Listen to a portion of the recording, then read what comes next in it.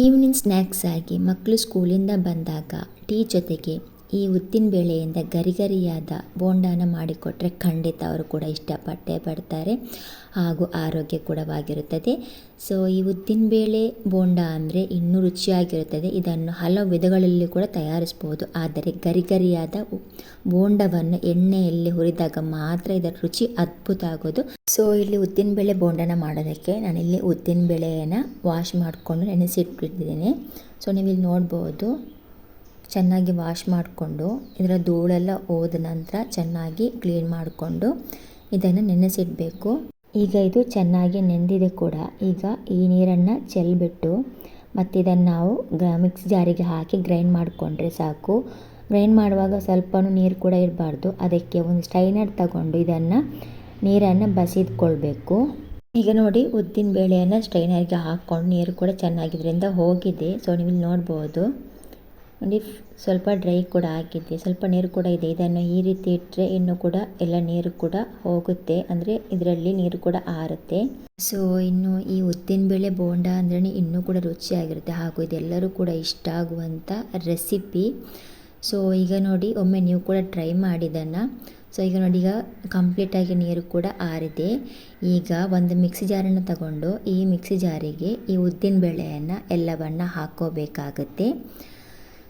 So ಎಲ್ಲವನ್ನು ಹಾಕಿಬಿಟ್ಟು ಈಗ ಇದನ್ನು ನೈಸಾಗಿ ಗ್ರೈಂಡ್ ಮಾಡ್ಕೋಬೇಕು. ತರಿಯಲ್ಲ, ನೈಸಾಗಿ ಇದನ್ನು ಗ್ರೈಂಡ್ ಮಾಡ್ಕೋಬೇಕು. ಈಗ ನಾನಿಲ್ಲಿ ಎಲ್ಲವನ್ನು ಹಾಕ್ಕೊಂಡು ನೀರು ಹಾಕದೆ ನಾನೀಗ ಇದನ್ನು ಗ್ರೈಂಡ್ ಮಾಡ್ಕೊಳ್ಳೋದು. ನೀವು ಬೇಕಿದ್ರೆ ನೀರು ಸ್ವಲ್ಪ ಸ್ವಲ್ಪ ನೋಡ್ಕೊಂಡು ನೀವು ಹಾಕ್ಕೋಬೋದು. ಬಟ್ ಇದು ಉದ್ದಿನ ಬೇಳೆ ಆದ್ದರಿಂದ ಅಷ್ಟು ಬೇಗ ಇದು ಗ್ರೈಂಡ್ ಆಗಲ್ಲ. ಯಾಕಂದರೆ ಇದು ಗ್ರೈಂಡ್ ಮಾಡುವಾಗ ಗಟ್ಟಿ ಗಟ್ಟಿ ಆಗುತ್ತೆ, ಅಂದರೆ ಸ್ವಲ್ಪ ಗಟ್ಟಿ ಆಗುತ್ತೆ, ಅಷ್ಟು ಬೇಗ ಇದು ಗ್ರೈಂಡ್ ಆಗೋದಿಲ್ಲ. ಉದ್ದಿನ ಬೇಳೆ ಅಲ್ವಾ, ಹಾಗಾಗಿ ಇದು ಗ್ರೈಂಡ್ ಮಾಡುವಾಗ ಗಟ್ಟಿ ಆಗ್ತಾನೆ ಬರುತ್ತೆ. ಪರವಾಗಿಲ್ಲ, ನೀವು ಗ್ರೈಂಡ್ ಮಾಡುವಾಗ ಸ್ವಲ್ಪ ಸ್ವಲ್ಪ ನೀವು ನೋಡಿಕೊಂಡು ನೀವು ನೀರನ್ನು ಹಾಕಿದರೆ ಸಾಕು. ಜಾಸ್ತಿ ಹಾಕ್ಕೊಳ್ಳಬಾರ್ದು, ಸ್ವಲ್ಪ ಸ್ವಲ್ಪ ನೀವು ನೋಡಿಕೊಂಡು ಗ್ರೈಂಡ್ ಮಾಡುವಾಗ ಹಾಕಿದರೆ ಸಾಕು. ಈಗ ನಾನಿಲ್ಲಿ ಗ್ರೈಂಡ್ ಮಾಡುವಾಗ ನೀರನ್ನು ಹಾಕ್ಕೊಳ್ತಾ ಇಲ್ಲ, ಡೈರೆಕ್ಟಾಗಿ ಈಗ ನಾನು ಇದನ್ನು ಗ್ರೈಂಡ್ ಮಾಡ್ಕೊಳ್ತೇನೆ. ಸೊ ನೀವಿಲ್ಲಿ ನೋಡ್ಬೋದು, ಈಗ ನಾನು ನೀರು ಹಾಕದೇನೆ ಈಗ ನಾನಿಲ್ಲಿ ಗ್ರೈಂಡ್ ಮಾಡ್ಕೊಳ್ತಾ ಇದ್ದೇನೆ. ಈಗ ನೋಡಿ, ನಾನು ಗ್ರೈಂಡ್ ಕೂಡ ಆಗಿದೆ. ನೈಸಾಗಿ ಇದನ್ನು ಗ್ರೈಂಡ್ ಮಾಡ್ಕೋಬೇಕು. ತರಿಯಲ್ಲ, ನೈಸಾಗಿ ಉದ್ದಿನ ಬೇಳೆಯನ್ನು ಗ್ರೈಂಡ್ ಮಾಡ್ಕೋಬೇಕು. ನಾವು ವಡೆಗೆಲ್ಲ ಹೇಗೆ ಮಾಡ್ತೇವೆ, ಉದ್ದಿನ ವಡೆಗೆಲ್ಲ ಹೇಗೆ ಮಾಡ್ತೇವೆ ಅದೇ ರೀತಿ ಇದನ್ನು ಕೂಡ ನೈಸಾಗಿ ಗ್ರೈಂಡ್ ಮಾಡ್ಕೋಬೇಕು. ಸೊ ನೋಡಿ, ಇಲ್ಲಿ ನೈಸಾಗಿ ಈ ರೀತಿಯಾಗಿ ಗ್ರೈಂಡ್ ಆಗಿರಬೇಕು. ಈಗ ಇದನ್ನು ಇನ್ನೊಂದು ಪಾತ್ರೆಗೆ ಎತ್ತಿಟ್ಕೊಳ್ಳೋಣ. ಹಾಗೆ ನೀವೇನಾದರೂ ಈ ಚಾನಲ್ನ ಫಸ್ಟ್ ಟೈಮ್ ನೋಡ್ತಿದ್ರೆ ಪ್ಲೀಸ್ ಸಬ್ಸ್ಕ್ರೈಬ್ ಮಾಡಿ, ಲೈಕ್ ಮಾಡಿ, ಹಾಗೆ ವಿಡಿಯೋನ ಶೇರ್ ಮಾಡಿ. ಸೊ ಈಗ ನೋಡಿ, ಎಲ್ಲನೂ ಒಂದು ಪಾತ್ರೆಗೆ ಎತ್ತಿಟ್ಕೊಂಡು ಈಗ ನೋಡಿ ಇನ್ನೊಂದು ಮಿಕ್ಸಿ ಜಾರನ್ನು ತಗೊಂಡು ಸಣ್ಣಗೆ, ಅಂದರೆ ನಾವು ಚಟ್ನಿ ಎಲ್ಲ ಮಾಡ್ತೇವಲ್ಲ ಆ ಮಿಕ್ಸಿ ಜಾರಿ ತಗೊಂಡು ಇದಕ್ಕೆ 2 ಹಸಿಮೆಣಸಿನಕಾಯಿ, ಒಂದು ಅರ್ಧ ಭಾಗದಷ್ಟು ಈರುಳ್ಳಿ ಹಾಗೂ ಒಂದು ದೊಡ್ಡ ಪೀಸ್ ಆಗುವಷ್ಟು ಶುಂಠಿಯನ್ನು ತಗೊಳ್ಬೇಕು.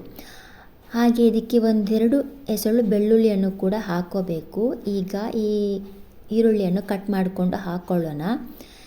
ಈಗ ನೋಡಿ, 1-2 ಎಸಳು ಬೆಳ್ಳುಳ್ಳಿನೂ ಕೂಡ ಹಾಕ್ಕೋಬೇಕು. ಇದು ಯಾಕಂತಂದರೆ ಸ್ವಲ್ಪ ಖಾರವಾಗಿ ಬೋಂಡ ಬರಲಿಕ್ಕೋಸ್ಕರ ಸ್ವಲ್ಪ ಟೇಸ್ಟ್ ಆಗುತ್ತೆ, ಅದಕ್ಕೋಸ್ಕರ ಇದನ್ನು ಹಾಕೋದು. ಟೇಸ್ಟಿಗೋಸ್ಕರ ತುಂಬ ಚೆನ್ನಾಗಾಗುತ್ತೆ ಈ ರೀತಿ ಮಾಡಿಕೊಂಡ್ರೆ. ಈಗ ಒಂದು 1/4 ಲೋಟದಷ್ಟು ನೀರನ್ನು ಹಾಕ್ಕೋಬೇಕು, ಸ್ವಲ್ಪ ಜಾಸ್ತಿ ಅಲ್ಲ, ಸ್ವಲ್ಪ ನೀರನ್ನು ಹಾಕ್ಕೊಂಡು ಈಗ ಇದನ್ನು ಗ್ರೈಂಡ್ ಮಾಡ್ಕೋಬೇಕು. ಈಗ ನೋಡಿ, ನಾನಿಲ್ಲಿ ಗ್ರೈಂಡ್ ಮಾಡಿಕೊಂಡು ಬಂದಿದ್ದೇನೆ. ಸೊ ನೋಡಿ, ಈ ರೀತಿ ಗ್ರೈಂಡ್ ಆಗಬೇಕು. ಇದು ನೈಸಾಗಿ ಗ್ರೈಂಡ್ ಆಗೋದಿಲ್ಲ, ಯಾಕಂತ ಹೇಳಿದರೆ ಸ್ವಲ್ಪವೇ ಇರೋದ್ರಿಂದ ನೈಸ್ ಆಗೋದಿಲ್ಲ. ಅದಕ್ಕೆ ಈ ರೀತಿಯಾಗಿ ಗ್ರೈಂಡ್ ಆದರೂ ಓಕೆ. ಈಗ ಇದನ್ನು ಈ ಉದ್ದಿನ ಬೇಳೆ ಗ್ರೈಂಡ್ ಮಾಡಿಟ್ಟಂತಹ ಉದ್ದಿನ ಬೇಳೆಗೆ ಈ ಪೇಸ್ಟನ್ನು ಹಾಕ್ಕೊಳ್ಬೇಕು. ಸೊ ಒಮ್ಮೆ ಈ ರೀತಿ ಮಾಡಿ ನೋಡಿ, ಅದ್ಭುತ ಹಾಗೂ ಟೇಸ್ಟಿಯಾಗಿ ಬರುತ್ತೆ ಈ ರೀತಿ ಮಾಡಿಕೊಂಡ್ರೆ ಉದ್ದಿನ ಬೇಳೆ ಬೋಂಡ. ಈಗ ಇದನ್ನು ಚೆನ್ನಾಗಿ ಮಿಕ್ಸ್ ಮಾಡ್ಕೊಳ್ಳೋಣ. ಈಗ ಉದ್ದಿನ ಬೇಳೆ ಹಾಗೂ ಈ ಪೇಸ್ಟ್ ಉಂಟಲ್ಲ ಚೆನ್ನಾಗಿ ಮಿಕ್ಸ್ ಆಗಬೇಕು, ಅಂದರೆ ಅದಕ್ಕೆ ಹೊಂದ್ಕೊಳ್ಬೇಕು. ನೋಡಿ, ಈಗ ಚೆನ್ನಾಗಿ ಮಿಕ್ಸ್ ಕೂಡ ಆಗಿದೆ. ಶುಂಠಿ ಬೆಳ್ಳುಳ್ಳಿ ಪೇಸ್ಟ್ ಕೂಡ ಚೆನ್ನಾಗಿ ಇದಕ್ಕೆ ಹೊಂದ್ಕೊಂಡಿದೆ. ಈಗ ಗ್ಯಾಸನ್ನು ಆನ್ ಮಾಡಿಕೊಂಡು ಇದಕ್ಕೆ ಒಂದು ಪ್ಯಾನನ್ನು ಇಟ್ಟು ಈ ಪ್ಯಾನಿಗೆ 1.5 ಸ್ಪೂನ್ ಆಗುವಷ್ಟು ಕೊತ್ತಂಬರಿ ಬೀಜ ಹಾಗೂ 1-2 ಸ್ಪೂನ್ ಆಗುವಷ್ಟು ಜೀರಿಗೆಯನ್ನು ಹಾಕ್ಕೊಂಡು ಇದನ್ನು ಚೆನ್ನಾಗಿ ಹುರಿದುಕೊಳ್ಬೇಕು. ಜೀರಿಗೆಯನ್ನು ಪರಿಮಳ ಬರುವ ತನಕ ಇದನ್ನು ಚೆನ್ನಾಗಿ ಹುರಿದುಕೊಳ್ಬೇಕು. ಆದಷ್ಟು ಗ್ಯಾಸ್ ಫ್ಲೇಮನ್ನು ಲೋವಲ್ಲಿ ಇಟ್ಕೊಂಡು ಇದನ್ನು ಮಾಡಬೇಕು. ಯಾವುದೇ ಕಾರಣಕ್ಕೆ ಇದು ಕಪ್ಪಾಗಬಾರ್ದು, ಚೆನ್ನಾಗಿ ಇದನ್ನು ಹುರಿಬೇಕು. ಸೊ ನಿಮಗೆ ಗೊತ್ತಾಗುತ್ತೆ ಇದರ ಪರಿಮಳ ಬಂದರೆ ಇದು ಚೆನ್ನಾಗಿ ಹುರಿದಿದೆ ಅಂತ ಅರ್ಥ. ಈಗ ಇದನ್ನು ಗ್ಯಾಸ್ ಆಫ್ ಮಾಡಿಕೊಂಡು ಈಗ ನೋಡಿ ಇದನ್ನು ಒಂದು ಕುಟ್ಟಣಿಗೆ ತಗೊಳ್ಳಿ, ಅಂದರೆ ಕುಟ್ಟುವ ಕಲ್ಲನ್ನು ತಗೊಳ್ಳಿ, ಅಥವಾ ನೀವು ಮಿಕ್ಸಿ ಜಾರಿಗೆ ಹಾಕ್ಕೊಂಡ್ರೂ ಪರವಾಗಿಲ್ಲ. ಇದನ್ನು ಹೀಗೆ ಹಾಕ್ಕೊಂಡು ಇನ್ನು ಇದನ್ನು ಒಂದು ತರಿಯಾಗಿ ಪುಡಿ ಮಾಡಬೇಕು. ನೈಸಾಗಿ ಪುಡಿ ಮಾಡ್ಕೋಬಾರ್ದು, ಅಂದರೆ ಸ್ವಲ್ಪ ಒರಟಾಗಿ ಇದನ್ನು ಪುಡಿ ಮಾಡ್ಕೋಬೇಕು. ನಾನು ನಿಮಗೆ ತೋರಿಸ್ತೇನೆ ಯಾವ ರೀತಿ ಇದು ಮಾಡಬೇಕಂತ. ಸೊ ಮಿಕ್ಸ್ ಜಾರಿಗೆ ಹಾಕ್ಕೊಂಡ್ರೆ ನೀವು ಅದೇ ರೀತಿ ಒರಟಾಗಿ ಇದನ್ನು ಗ್ರೈಂಡ್ ಮಾಡ್ಕೋಬೇಕು, ನೈಸಾಗಿ ಇದನ್ನು ಮಾಡ್ಕೋಬಾರ್ದು. ನೋಡಿ ಈ ಥರ ಇದು ಒಂದು ಒರಟಾಗಿ ಇದನ್ನು ಪುಡಿ ಮಾಡ್ಕೋಬೇಕು. ಸೊ ನೋಡಿ ಈ ರೀತಿಯಾಗಿ ತರಿಯಾಗಿ ಪುಡಿ ಮಾಡ್ಕೋಬೇಕು. ಈಗ ಇದನ್ನು ನಾವು ಏನು ಗ್ರೈಂಡ್ ಮಾಡ್ಕೊಂಡಿಟ್ಟಿದ್ವಿ ನೋಡಿ ಉದ್ದಿನಬೇಳೆ, ಇದಕ್ಕೆ ಹಾಕ್ಕೊಂಡು ಈಗ ಚೆನ್ನಾಗಿ ಇದನ್ನು ಮಿಕ್ಸ್ ಮಾಡ್ಕೋಬೇಕು. ಸೊ ಇದು ಯಾಕೆ ಹಾಕುವುದಂದರೆ ಇದು ಬೋಂಡ ತಿನ್ನಲಿಕ್ಕೆ ಸಿಗುವಾಗ ಇದು ಬಾಯಲ್ಲಿ ಸಿಗುತ್ತೆ, ತುಂಬ ಚೆನ್ನಾಗಾಗುತ್ತೆ. ಅದಕ್ಕೋಸ್ಕರ ಫ್ಲೇವರಿಗೋಸ್ಕರ ಇದನ್ನು ಹಾಕ್ಕೊಳ್ಳೋದು ತುಂಬ ಚೆನ್ನಾಗಾಗುತ್ತೆ, ಹಾಗೂ ಸೂಪರ್ ಟೇಸ್ಟಿಯಾಗಿ ಹಾಗೂ ರುಚಿನೂ ಸಖತ್ತಾಗಿ ಬರುತ್ತೆ. ಈಗ ಇದನ್ನು ಹಾಕ್ಕೊಂಡು ಚೆನ್ನಾಗಿ ಒಮ್ಮೆ ಇದನ್ನು ಮಿಕ್ಸ್ ಮಾಡ್ಕೋಬೇಕು. ನೆಕ್ಸ್ಟ್ ಇದಕ್ಕೆ ಸ್ವಲ್ಪ ಉಪ್ಪನ್ನು ಕೂಡ ಹಾಕ್ಕೋಬೇಕು, ರುಚಿಗೆ ತಕ್ಕಷ್ಟು ಉಪ್ಪನ್ನು ಕೂಡ ಹಾಕ್ಕೊಂಡು ಈಗ ಚೆನ್ನಾಗಿ ಒಮ್ಮೆ ಮಿಕ್ಸ್ ಮಾಡ್ಕೋಬೇಕು. ಇನ್ನು ಮಿಕ್ಸ್ ಮಾಡುವಾಗ ಇದನ್ನು ಚೆನ್ನಾಗಿ ಕೈಯಿಂದಲೇ ಮಿಕ್ಸ್ ಮಾಡ್ಕೋಬೇಕು. ಚೆನ್ನಾಗಿ ಮಿಕ್ಸ್ ಆಗುತ್ತೆ, ಸ್ಪೂನು ಅಥವಾ ಸೌಟು ಇದನ್ನು ಮಿಕ್ಸ್ ಮಾಡ್ಕೋಬಾರ್ದು. ನಿಮ್ಮ ಸ್ವಚ್ಛವಾದ ಕೈಗಳಿಂದಲೇ ಇದನ್ನು ನೀವು ಚೆನ್ನಾಗಿ ಕೈಯಿಂದಲೇ ಮಿಕ್ಸ್ ಮಾಡ್ಕೋಬೇಕು. ಈಗ ನೋಡಿ ಚೆನ್ನಾಗಿ ಮಿಕ್ಸ್ ಕೂಡ ಆಗಿದೆ. ಈಗ ನಾವು ಕೈಯಿಂದ ತೆಗೆದ್ರೆ ಇದು ಬೀಳೋ ಥರ ಇರಬೇಕು, ಆ ಥರ ಇದನ್ನು ಮಿಕ್ಸ್ ಮಾಡ್ಕೋಬೇಕು. ಈಗ ಇದು ರೆಡಿಯಾಗಿದೆ. ಇನ್ನು ಇದನ್ನು ಪಟ್ಟಂತ ಮಾಡೋದೆ, ಇನ್ನು ಇದನ್ನು 5 ನಿಮಿಷ ಇಟ್ಟು ಮತ್ತೆ ಮಾಡುವಂಥ ಹಾಗೆಂತ ಇಲ್ಲ, ಇದನ್ನು ಪಟ್ಟಂತ ಮಾಡೋದೆ. ಈಗ ಗ್ಯಾಸನ್ನು ಆನ್ ಮಾಡಿಕೊಂಡು ಇದಕ್ಕೆ ಒಂದು ಪ್ಯಾನನ್ನು ಇಟ್ಟು ಈ ಪ್ಯಾನಿಗೆ ಎಣ್ಣೆಯನ್ನು ಹಾಕ್ಕೋಬೇಕು. ನಿಮಗೆ ಎಷ್ಟು ಬೇಕಾಗುತ್ತೆ ಬೋಂಡ ಮಾಡಲಿಕ್ಕೆ ಅಷ್ಟು ಎಣ್ಣೆಯನ್ನು ಹಾಕ್ಕೊಂಡು, ಸೊ ಫಸ್ಟಿಗೆ ನಾವಿಲ್ಲಿ ಗ್ಯಾಸನ್ನು ಸ್ವಲ್ಪ ಲೋ ಫ್ಲೇಮಲ್ಲಿ ಮಾಡೋಣ, ಇಲ್ಲದಿದ್ದರೆ ಇದು ಬೋಂಡ ಹಾಕುವಾಗ ಒಮ್ಮೆಲೆ ಸೀದೋಗುತ್ತೆ, ಅಂದರೆ ಕಪ್ಪಾಗುತ್ತೆ. ಅದಕ್ಕೆ ಈಗ ಇದಕ್ಕೆ ಎಣ್ಣೆಯನ್ನು ಹಾಕ್ಕೊಂಡು ಎಣ್ಣೆ ಚೆನ್ನಾಗಿ ಅಂದರೆ ಕಾಯಬೇಕು, ಎಣ್ಣೆ ಚೆನ್ನಾಗಿ ಕಾಯಬೇಕು. ಎಣ್ಣೆ ಕೂಡ ಚೆನ್ನಾಗಿ ಕಾದಿದ ನಂತರ ಒಂದೊಂದೇ ಬೋಂಡವನ್ನು ಹೇಗೆ ಹಾಕ್ಕೊಳ್ತಾ ಬರಬೇಕು. ಇನ್ ಕೇಸ್ ನಿಮಗೇನಾದರೂ ಈ ಕೈಗೆ ಅಂಟ್ಕೊಳ್ತಾ ಇದೆ ಅಂದರೆ ಹಿಟ್ಟು, ಸ್ವಲ್ಪ ನೀರಾಗೆ ಕೈಯನ್ನು ಮುಳುಗಿಸಿಟ್ಬಿಟ್ಟು ನಂತರ ಈ ಬೋಂಡವನ್ನು ಈ ರೀತಿ ಒಂದೊಂದಾಗಿ ಹಾಕೋಬೇಕು. ಈಗ ನೋಡಿ ಎಣ್ಣೆಗೆ ಹಾಕಿದ ನಾನು ಸ್ವಲ್ಪ ಮೇಲೆ ಕೂಡ ಬರುತ್ತೆ ಈ ಬೋಂಡ. ಆದ ನಂತರ ನೀವು ಈ ಸ್ಪೂನ್ನ ಸಹಾಯದಿಂದ ಚೆನ್ನಾಗಿ ಆ ಕಡೆ ಈ ಕಡೆ ಟರ್ನ್ ಮಾಡಿ ಕೂಡ ಹಾಕ್ಕೊಂಡು ಚೆನ್ನಾಗಿ ಇದನ್ನು ಫ್ರೈ ಮಾಡ್ಕೋಬೇಕು. ಬೋಂಡ ಕೂಡ ಚೆನ್ನಾಗಿ ಫ್ರೈ ಆಗಿದೆ, ತುಂಬ ಚೆನ್ನಾಗಿದೆ, ಹಾಗೂ ಟೇಸ್ಟ್ ಕೂಡ ಸಖತ್ತಾಗಿರುತ್ತೆ. ಸೊ ನೋಡಿ ಇವಾಗ ಎಲ್ಲವನ್ನು ತೆಗೆದು ಇನ್ನೊಂದು ರೌಂಡ್ ನಾವು ಬೋಂಡನ ಅದೇ ರೀತಿ ಹಾಕ್ಕೊಳ್ಳೋಣ. ಸೊ ನೋಡಿ ಗರಿಗರಿಯಾದ ಉದ್ದಿನಬೇಳೆ ಬೋಂಡ ತುಂಬ ಚೆನ್ನಾಗಿ ಆಗಿತ್ತು. ಹಾಗೆ ಇದನ್ನೊಂದು ಟಿಶ್ಯೂ ಪೇಪರ್ನ ಮೇಲೆ ಹಾಕ್ಕೊಳ್ಳೋಣ.